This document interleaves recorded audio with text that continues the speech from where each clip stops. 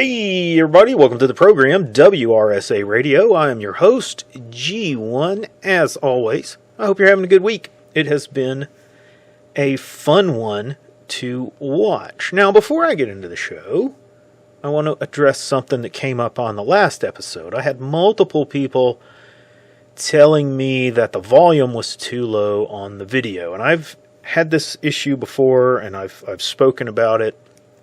It was not a problem that I could recreate. When I would play the video on, a tablet or a phone, I had to turn the volume up, but it sounded fine. Now, it may be a platform issue. It may be something that's going on with YouTube or Rumble or whichever one you're listening on. I'm not really sure, but there's a concept in recording called headspace, where you have to leave enough room for volume when you record to allow the end user to adjust, the listener to adjust things without getting into distortion. So if I crank the volume up really high when I record and I put it into my video and I crank the volume up, well then when you go to actually just barely turn the volume up, you're going to start getting distortion on your end. So I have to leave enough room there in the levels to give you the ability to adjust the volume on your end without it starting to sound fuzzy and breaking up and distorting. So that's a little bit of a game. It's a little bit of a trick to kind of get to. So I don't think I had adjusted anything in the last episode, but it's possible that I had bumped a level or something and got it down a little bit, or whatnot. I'm not sure. Like I said, I could not recreate the problem. So if you find it happens to you, just let me know. But just understand, recognize, it may be something that's slightly out of my control. I have bumped the levels up a little bit, and I'll try to keep my volume down on my mic so that I don't get clipping, which is another problem in recording. And that's kind of what I face, is I have to keep it low enough that I don't get clipping, and high enough that you don't complain about the volume. So at any rate, we are talking about the inauguration of President Trump on his second term of office, and the events of the first few days in this episode. I watched the ceremony the other day on Monday, which was interesting, at least somewhat. But what we were all waiting for was what took place later in the day when Trump actually sat down to go to work. Some of us were waiting to see that helicopter fly off with Biden into the sunset. Probably be the last time we ever really see him publicly. But the real business of the day was when Trump actually sat down to start signing executive orders and making decisions. And that's what we're going to get into today, because we got a problem, people. It's a problem on our side of the spectrum, and I think we need to have a discussion on it. And let me give you some food for thought. You may disagree with me, and that's totally cool. I get it. We can disagree and still be on the same side. I don't take it personally. I hope you don't take it personally. I watched the events unfold on the first day, and I saw this man sit down and sign a heap of executive orders. And you have to think that what an exhausting day for one. I mean, they were going all out until 10:30, 11 o'clock at night. And he slowly undid many of the orders of the previous administration. More importantly, he delivered on what I felt was one of the most important tasks of day one. Not only did he issue a pardon, he issued pardons to all of the J6 hostages. 1,500 or so were pardoned. 14 had their sentences commuted, which I'll come back to those in a few minutes, because I think that was an important distinction. But day one, he did what he said he was going to do, and we have to give him credit for that, okay?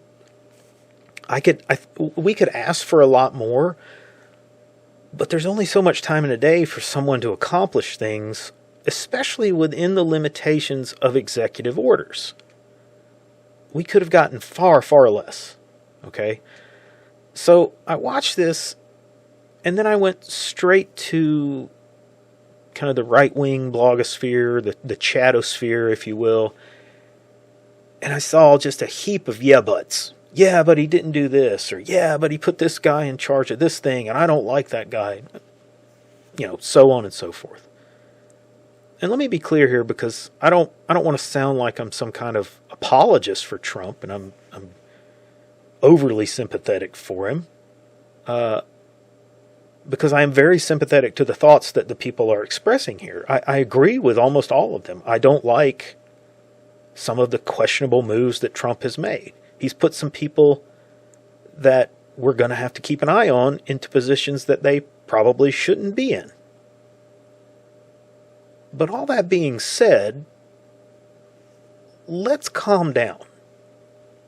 Okay, it's the first 5 days. This is a mighty ship, and it has a heap of momentum behind it. It's not going to turn all at once. So that's the message I want to get across today. We can't move a mountain in a single week. This thing is going to take some time. And there are mistakes that will be made. There will be some "I told you so." Some of you guys calling out certain individuals or whatnot, they'll stab them in the back. You're 100% right. That's good. That's the way we fix things, and through trial and error, we learn to do better. And you could look back and say, well, Trump didn't learn his lessons from the time before. I think Trump's learned a lot from his first time in office. I don't have super major problems with the key critical people that he's put into positions of power in the secretary positions and leadership positions. It's more of the lower level, minor, less important people, if you will, the lower level leadership. Some of those people that we look at and go, I don't really like that person. Which is a big change from the first time around. The first time around, he put people in that many, many people were spot on, identifying from the beginning, that dude or that lady is going to stab you in the back. And they did. So I think he's learned a lot. Let's give things some time to work. Historically, we would not begin to assess the president until the end of the first 100 days. We got people taking a dump on it in the first 5 hours. Okay, it's doom-pilling and nihilistic, and sometimes it borders on just childish naivety.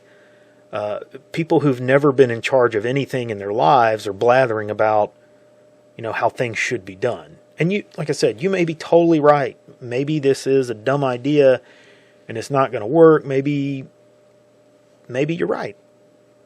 But maybe you don't know everything and you're wrong. Let's go with it for a bit and see what happens before we start dumping on it and punching right. All right, let's not do the work of the bad guys for them. So that's the message. Just calm the heck down, okay? Cool it with the negative waves. So all of that out of the way, let's dig in a little bit and talk about what we do need to keep our eye on. Because while I'm telling you to remain patient, we do need to keep the fire hot, and we do need to be ready to roast people over it. We're already seeing signs of pushback from the bureaucracy. They don't want what is being ordered of them, and they are resisting it already. And it is our job to be vigilant and to call attention to it and make the leaders that Trump is putting into position aware of these problems so that it can be addressed and we can demand accountability. Those people at the highest level are not going to be completely aware of everything.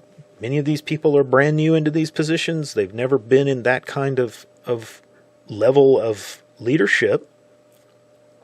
so they've got to learn some on the job themselves. We often demand that they be fired and demand that they be held responsible for things that they're completely out of the loop about. The things that are going on well down the chain of command in their departments. And granted, that's the nature of the position. Okay, that's the responsibility that comes with leadership. But these departments and agencies are far too big for anyone to be fully aware of the day-to-day activities of every single aspect of them. Even a mid-sized company is too big for the CEO or the owner to know everything that's taking place. And they are still, accountable for it, but it's just the nature of the thing. Okay, I'm more interested in how they solve issues once they've been discovered than trying to take them to task for things that they had really no idea about. If we tell the Secretary of the Treasury that the BATF has not gotten rid of their DEI program like it was ordered to do, and I'm going on recollection here, I believe they're still under Department of the Treasury. They might have been moved to Homeland Security, I can't remember.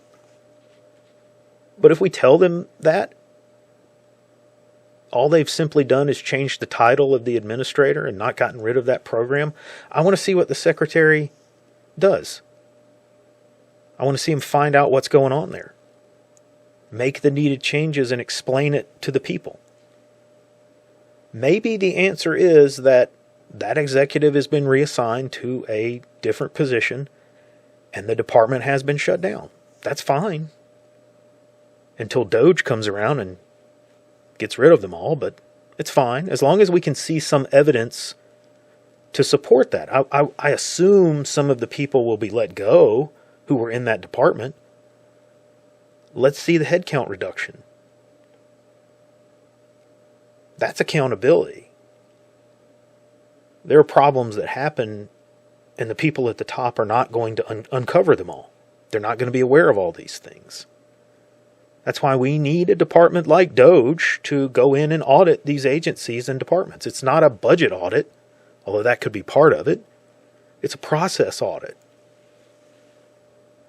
And I think big things are going to come of that. But it is going to take time. We're going to have to be patient. They can't do all of that in a week. Now let's get back to the J6 hostages. As I said, that was the thing that I was most interested in and I wanted to see happen immediately. And Trump delivered. If in the lore of this whole event, we go back a month or so, and then a couple of weeks ago to see some of the evidence that supports what I'm talking about, that we have to be patient and watch things actually take place before we start bitching about it. We were told by the doom pillars a month or so back that Trump was going to weasel out of this and not pardon these people. Trump did an interview, and he said something in the interview that kind of set people off. He was asked about issuing pardons to the J6ers, and he said, we're going to look at them on an individual basis. And people started whining and screaming, and that he was only going to pardon a couple of hundred people, and they were calling him all kinds of names about it. And I get it. I want to draw a distinction here. I think it's fine to, again, hold people accountable in social media, particularly in that public square. Hey, no, you said you were going to do this. That's what we expect to see. That's not really what I'm talking about here. So then a week or two back, we had someone else in the administration say it was going to be a case by case, and people were clamoring on about how it was not going to even happen on day one, that it was going to only be the nonviolent ones, and then it was going to take forever for them to get the rest of them, out of jail. So I was cautious, and I was ready to be angry and pissed off if he didn't deliver, but I was willing to give him the benefit of the doubt that he was going to do what he said, and he did. You got to give him credit for that. All of them were pardoned. There was no distinction except for those 14 who were involved with the so-called seditious conspiracy case. And that was Stuart Rhodes and the Oath Keepers that little crew. And he only commuted their sentence. So why was that? Well, look at the nature of a pardon. The pardon is, in effect, an admission of guilt. But it erases the event and stops you from being punished for it. You can't be charged for the incident, but neither can you make appeals or get rid of the conviction if you've been through the trial process already. It's still going to be on your record. You just may not have any consequences for it. And there are ways to have all of that taken care of and, things expunged and so on and so forth. But it's different from a commutation. And I suspect that the seditious conspiracy case is one that we want to go to the Supreme Court and have it overturned. And a pardon would have halted that process. Clemency does not. The people get out of jail and they will not be put back in jail, but they can continue to fight their case in court to clear their names and have that charge overturned on appeals. At least that is my understanding of it. So, I could be wrong on that, but I think that is why this was done that way. So we'll see how that plays out down the road. Either way, I was happy with the outcome of it. Of course, it would have been best had no one been charged at all. But this is the timeline we live in. Okay, the fight is not over for some of these folks either. We're hearing that some prosecutor in Philadelphia is looking to bring state-level charges against the J6ers from Pennsylvania. I don't think that has a chance in hell of accomplishing anything, except it continues to keep a sword hanging over those people. It's the punishment is the process. And they would be best if they just packed up and got out of PA altogether. And I've also heard that one of the people who was already out on parole was told that they have to continue to report to their parole officer, which I don't think that's how pardons work. But again, I'm not a lawyer, so I just think this is more of the establishment trying to cling to the process and not just let it go and admit that they lost. Speaking of that, the night of the first day of the inauguration, we had people lining up waiting at the D.C. Gulag for J6ers to be set free. And some of them were not released. In fact, some of them may still be held across the country today. I don't know for sure the assessment of all of those people. But I think it was a little optimistic to think that on the very first night that every one of them would be released. They were on paper, but let's be real here and understand that the people who work in government are not going to act without paperwork. Okay? Showing initiative and out-of-the-box thinking is not a recipe for success in government. They have to wait for paperwork to be issued before they're going to set a prisoner free. And honestly, that's probably the way it has to be. Otherwise, we will see even more mistakes where people are released accidentally than we already do see. It's amazing that doesn't happen more often. So I get that they were not all going to be set free on the first night. Now, here we are on day 5, and if there are people still being held, that's unacceptable. Paperwork does not take that long. You have email. Send it. Get these people out and home with their families. Someone, and I assume their lawyers, are following up the food chain to find out where the bottleneck is and demanding that these employees be reprimanded or fired until we get some compliance. That is accountability that we want. That's how we want the process to go. You have to give them a little bit of time, but then you can start complaining about it. It just may take some time for us to get there. Now, I hope next week on the show we can talk about the JFK files that Trump has ordered to be released. We shall see. There's a timeline in that executive order. I think it said within 15 days. Hopefully they will come out. And that will assume, again, that the deep state has released everything that they really have. We shall see. We shall give them a little bit of time, and then we can start complaining. But that is all the time that I have for this week. So like and subscribe. Come see us over on Gab, Nice Crew, and the Cold Fury blog, and I will see you on the next episode.